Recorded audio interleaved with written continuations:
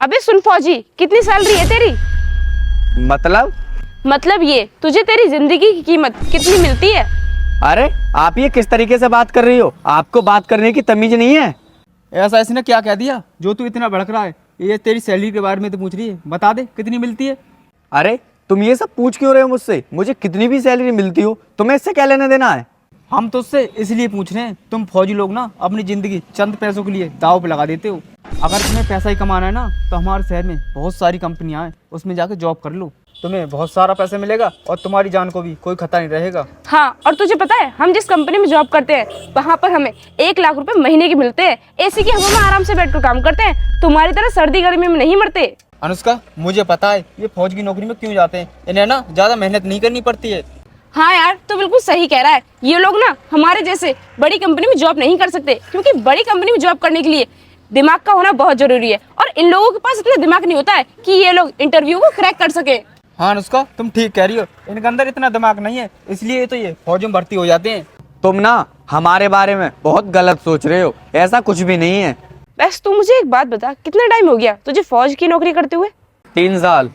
ओ 3 साल, और 3 साल में तू ये मामूली से सिर्फ गाड़ी ही ले पाया है? अरे हमें देख, हम ना मल्टीनेशनल कंपनी में जॉब करते हैं और एक से एक लग्जरी गाड़ी में चलते हैं। हाँ अनुष्का, तुमने सही कहा, अभी तो इसे 3 साल हुए हैं काम करते हुए, अगर ये 10 साल और काम करेगा ना तो भी हमारी तरह गाड़ी ले सकता। अगर इसने और गाड़ी लेने की भी सोची, ज्यादा बोलेरो ले सकता है, यही औकात है इसकी। अरे चुप करो तुम दोनों, मैं इतनी देर से तुमसे कुछ नहीं कह रहा हूँ और तुम मुझसे बकवास पे बकवास किए जा रहे हो, फौजी की बेइज्जती कर रहे हो। और तुम लोगों ने फौजी को समझ क्या रखा है? हम लोग फौज में भर्ती होते हैं ना तो पैसे के लिए नहीं होते हैं, बल्कि देश की रक्षा करने के लिए होते हैं। और हम भी तुम्हारी तरह कंपनियों में जॉब करने लग जाएंगे ना तो हमारे देश की बॉर्डर पर रक्षा कौन करेगा? और बॉर्डर पर रक्षा करने वालों के लिए नहीं जिगर होना चाहिए, वो तुम्हारे अंदर नहीं है।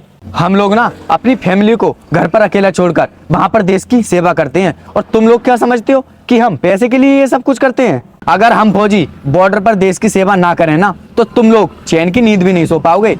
और तुम लोग क्या समझते हो कि हम पैसे के लिए ये सब कुछ करते हैं? अपनी जान को हथेली पर रखकर ना हम आतंकवादियों से लड़ते हैं। और तुम लोग क्या कह रहे थे कि फौज में भर्ती होने के लिए कोई मेहनत नहीं करनी पड़ती है? एक बार तुम फौज की तैयारी करके तो देखते, तब तुम्हें पता चलता कि आर्मी में भर्ती होने के लिए नहीं क्या से क्या करना पड़ता है। अरे तुम लोग हमें मोटिवेट नहीं कर सकते तो कम से कम डिमोटिवेट तो मत करो ना।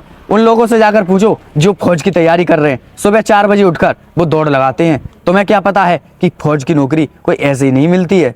सर हमें माफ कर दो, हमसे गलती हो गई। हमें लगा था कि आप जैसे लोग पैसों के लिए ही फौज में भर्ती होते हो, लेकिन आज हमें पता चला कि आप लोग देश की रक्षा करने के लिए कुछ भी कर सकते हो।